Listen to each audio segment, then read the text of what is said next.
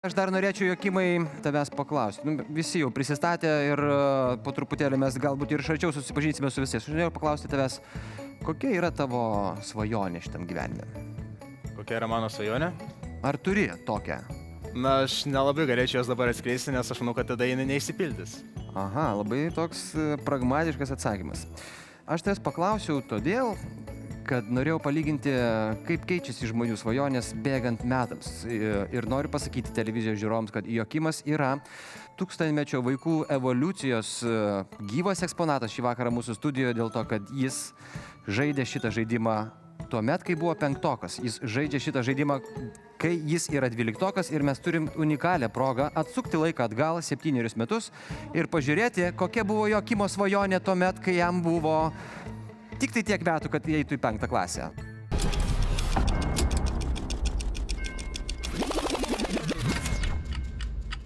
Esu Jokimas iš Panevėžio, Vytauto Mikalausko menų mokyklos. Labiausiai domiuosi galbūt grojimu, nes jau 6 metus lankau akordeono pamokas. Tuomet šaunu. Esu daugkartinių matematikos olimpiadų dalyvis. Domiuosi istorija Lietuvos ir svajoju pamatyti Lietuvą po 100 metų. Na, svajonė iš tikrųjų labai graži. O kuo norėtum tapti užaugęs? Dirbti Lietuvai naudingą darbą, pavyzdžiui, gal kasinėti visokius atradimus Lietuvos teritorijoje, galbūt kažkokią istoriją dar pridėti, kurias dar nieks nežino. Ačiū, jūsų puikios istorijos. Lietuva augina puikią kartą. Jokimai.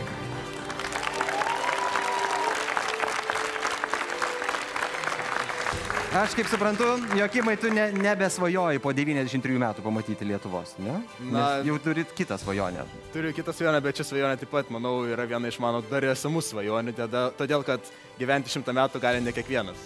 Toli gražu, ne kiekvienas, aš tau palinkėsiu sėkmės kol kas šio vakaro žaidime ir tai bus mažas žingsnis į priekį. Tūkstantmečio vaikų žaidimą taip pat gali laimėti ne kiekvienas. Jūsų aplodismentai